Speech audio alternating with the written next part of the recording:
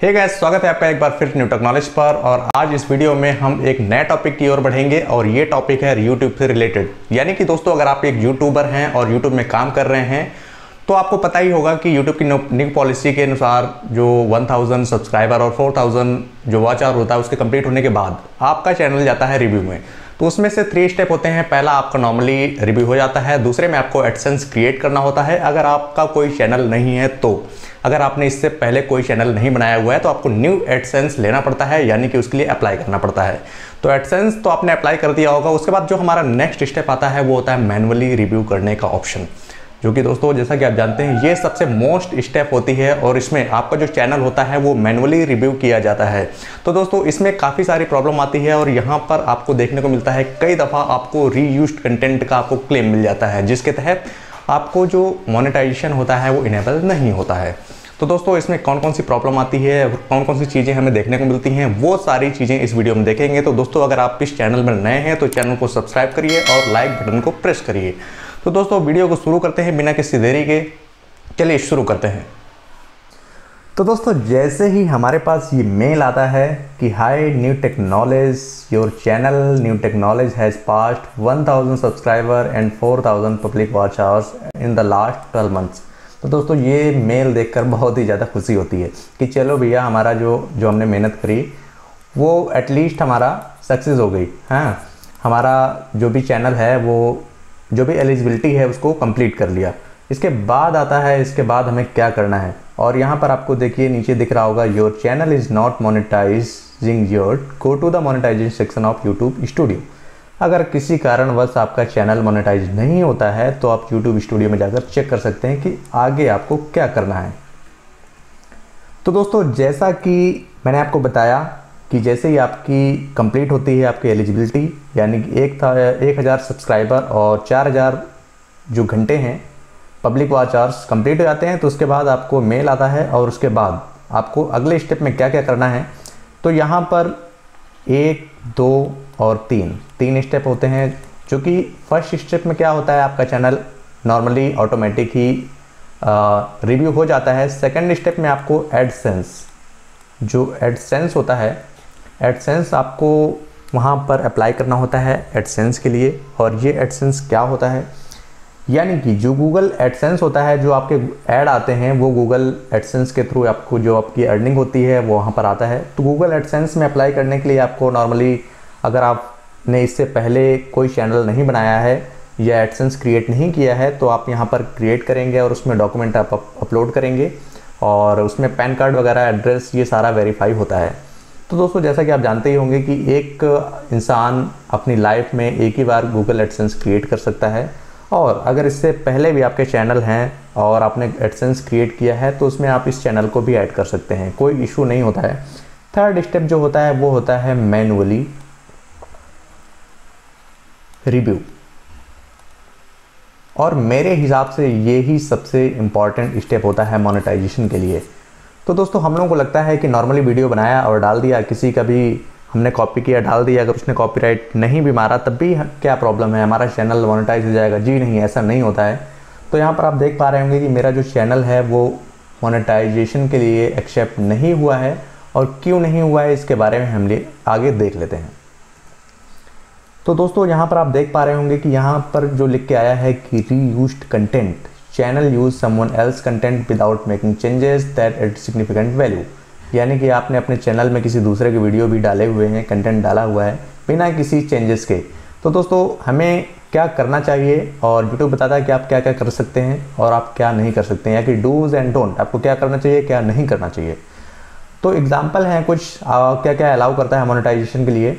A funny और thoughtful revision of content you didn't originally create, यानी कि अगर आपने ओरिजिनली आपने क्रिएट नहीं भी किया है तो आप उसको एक फ़नी तरीके से और आप अपने तरीके से आप उसको रिवाइज कर सकते हैं उस कंटेंट को, और उसके बाद आप उसको अपलोड कर सकते हैं। या फिर कुछ क्लिप्स वगैरह हों, clips of other people contents as part of a critical review, यानी कि कुछ क्लिप्स हों और उसको आप एक क्रिटिकल रिव्यू के तौर पर आप उसको दिखाएं और अपनी भाषा में, आसान भाषा में उसको समझाएं, तो वो भी मोनेटाइजेशन के लिए अलाउ होता है।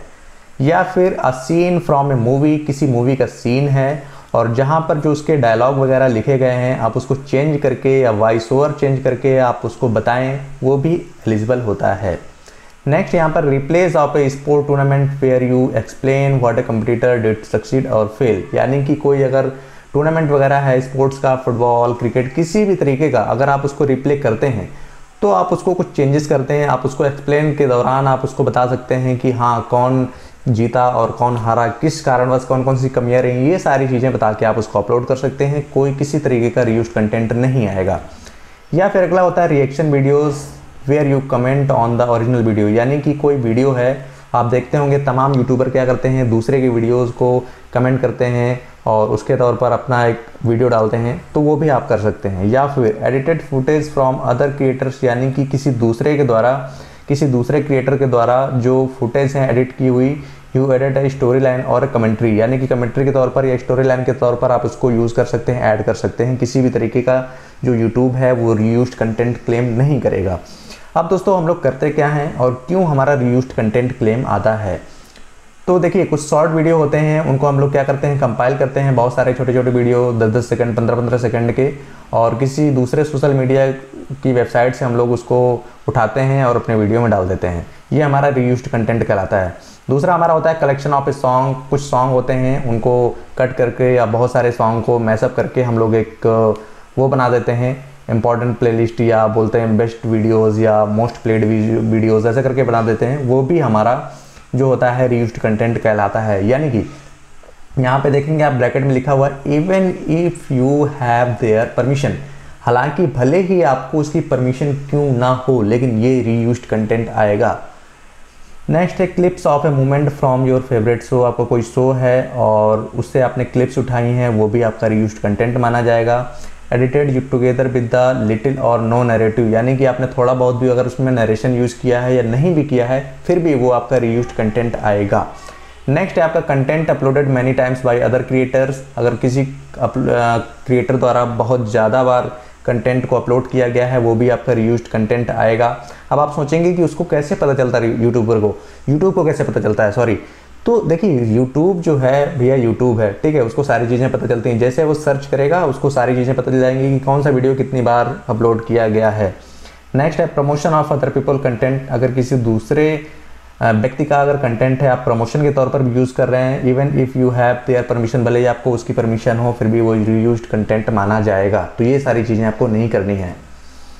नेक्स्ट है edit your channel and reapply for monetization, यानी कि अगर आपके चैनल पर रीयूज्ड कंटेंट का क्लेम आ गया है तो आप उसको दोबारा कैसे मोनेटाइजेशन के लिए अप्लाई करेंगे। तो आप देख पा रहे होंगे मेरा चैनल है 1000 सब्सक्राइबर पूरा कर चुका है और 4000 घंटे भी पूरा हो गया था, लेकिन अब इसमें कुछ चेंजेस किए जाते हैं और जैसा कि यूट्यूब बताता है कि चेंजेस कैन इंक्लूड एडिटिंग और deleting videos and updating videos detail, यानी कि अपने वीडियोज़ में जो भी रीयूज्ड कंटेंट है उनको डिलीट करिए और कुछ चेंजेस करिए। उसके बाद आप अप्लाई कर सकते हैं 1 महीने बाद, यानी कि 29 अप्रैल को, as long as your channel meets the subscriber and public watch hours requirement, यानी कि उसके दौरान भी आपके चैनल में 1000 सब्सक्राइबर और 4000 घंटे तो होने ही चाहिए, इसके बिना कुछ नहीं हो सकता। अब दोस्तों if you adjust the content on your channel, अगर आपने चैनल में ये सारी चीज़ें एडजस्ट कर ली हैं तो आप कंसीडर कर सकते हैं, यानी कि रीअप्लाई करने के लिए आप तैयार हो जाइए और आप उसको रीअप्लाई कर सकते हैं 30 दिन के बाद। तो दोस्तों अब आपको ये, अगर आप सोच रहे हैं कि आप कितनी बार रीअप्लाई कर सकते हैं, तो ऐसा यूट्यूब ने कहीं पर भी मेंशन नहीं किया है, लेकिन जब तक आपको मौका मिलेगा तब तक आप कर सकते हैं, लेकिन आप ज़्यादा बार उसको करने की कोशिश मत करिए। आप हो सके तो आपको अगर एक मौका मिला है तो बेहतर तरीके से आप उसको चेंजमेंट करके आप उसको रीअप्लाई कर सकते हैं। तो दोस्तों अब आप सोच रहे होंगे कि जैसे हम वीडियो डिलीट करेंगे तो हमारा जो वॉच टाइम है वो घट जाएगा, तो हम दोबारा कैसे वॉच टाइम को कंप्लीट करेंगे। तो इसके लिए मैं दूसरा वीडियो आपके लिए लाऊंगा और आपको बताऊंगा कि कौन कौन से वीडियो जो आपको डिलीट करने हैं, कोई इम्पैक्ट नहीं पड़ेगा, या तो फिर अगर आप अभी तक आपने 4000 घंटे कंप्लीट नहीं किए हैं तो कौन कौन से वीडियो जो होते हैं जो वॉच टाइम, जो वॉच आवर्स के लिए फुलफिल होते हैं, आपकी रिक्वायरमेंट को पूरा करते हैं, वो सारी चीज़ें मैं आपको नेक्स्ट वीडियो में बताऊंगा। तो दोस्तों अगर आप इस चैनल पर नए हैं तो चैनल को सब्सक्राइब करिए और बेल आइकन को प्रेस कर दीजिए। दोस्तों आई होप आपको काफ़ी नॉलेज मिली होगी, और जैसा हमारे चैनल का नाम है दोस्तों वैसे ही हमारे चैनल का काम है, आपको ढेर सारी नॉलेज प्रोवाइड कराना और तरह तरह की इन्फॉर्मेशन देना। आई होप आपको आपके जो भी डाउट्स होंगे रीयूज्ड कंटेंट को लेके वो सारे क्लियर हो गए होंगे।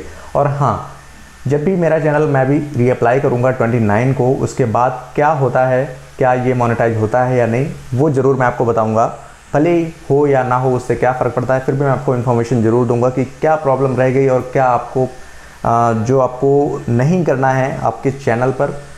तो ढेर सारी चीज़ें मैं आपको बताऊंगा, क्या हुआ क्या नहीं हुआ। तो ओके, थैंक यू गाइस, जुड़े रहिए हमारे साथ और देखते रहिए न्यू टेक नॉलेज।